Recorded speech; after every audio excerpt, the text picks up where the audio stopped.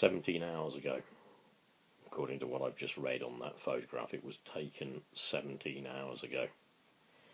Grenfell House, people still covering their mouths from the smoke, still trying to, well, not escape at that stage, but at least I imagine going to somewhere that had been set up for them, as they'd had to be evacuated from that block. It is time to talk about this. It is time, of course, still to remember those who are suffering, those who lost loved ones, and those who are now obviously well into finding out exactly what happened. Yet again, I come on this morning motivated by a video posted by my friend.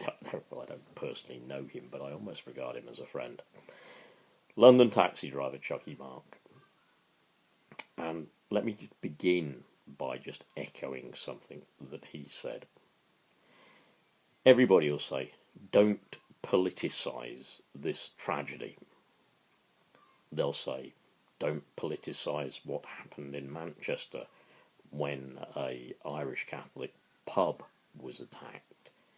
They'll say, don't politicise what happened on London Bridge, when Boris Johnson, by the way, actually took down barriers to make the bridge look nicer, because they were a bit of an eyesore and people on the bridge were slain.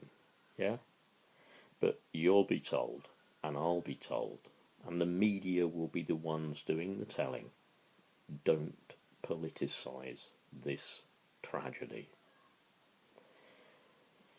Whatever is going on with May and the DUP, whatever is going on with May and her Orange Order friends in the DUP, and whatever is going on with Tim Farron resigning, just happens to resign today, very interestingly enough, it is essential that we not only realise that the residents of Grenfell House had been trying to get their concerns heard and attended to for absolutely ages, years and years and years, yeah? It is not only essential that we recognise those of them who actually have been saying on camera and in the press that they were threatened when they brought these things forwards to be looked at and addressed.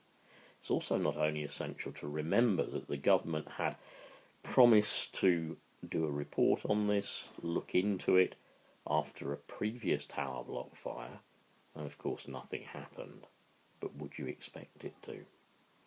It's also essential to remember what I think one of the residents said that really just hits the whole thing on the head.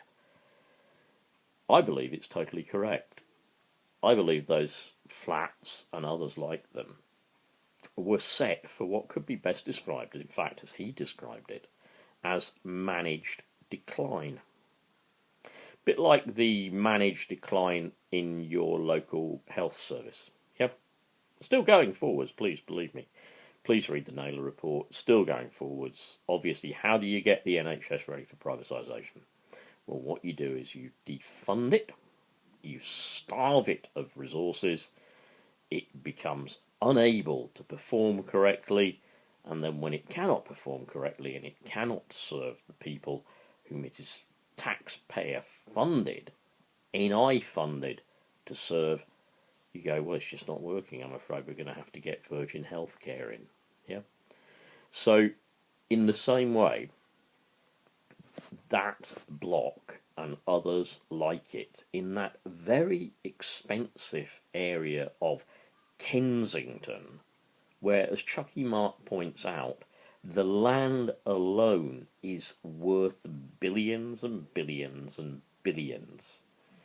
And as Chucky Mark also points out, the cladding that, so far as we understand so far, was also responsible for the spread of the fire, that plastic cladding, was put on there to make the flats look nice to the gentrified buildings around. I mean, if you were a gent, a Tory voting gent nonetheless, A Tory voting gent living in Kensington. Oh, Kensington. I love living in Kensington. It's so nice. But when I look out of the windows in my seventh story luxury bijou penthouse, yeah, unfortunately I see all these poor people's houses and they look so dreadful. I don't like poor people. I don't pay that kind of money to live around here and look at poor people's flats. Please spend £10 million and have them faced with something.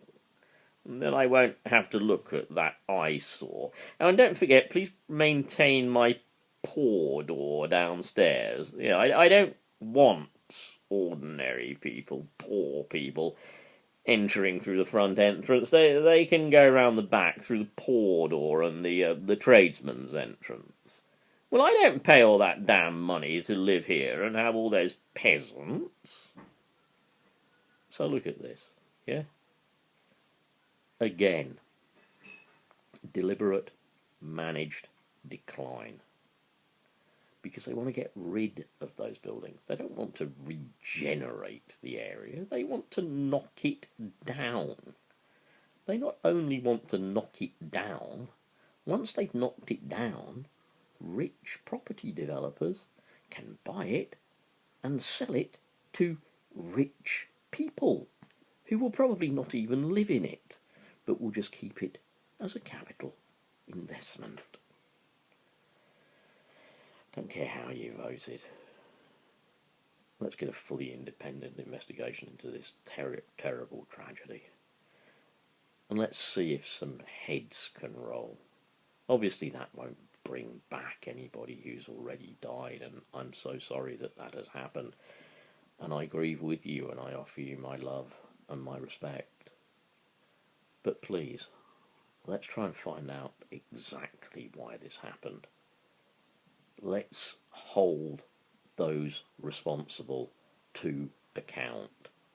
Let's make it clear to the Tories that they can't just get away with sitting on this report. They can't just get away with it when they defund our police service, defund our fire service, defund people who inspect building regulations for adequate safety for ordinary people. They can't just get away with it, yeah? Because that means if they get away with that, again, they're getting away with making the many suffer for the few.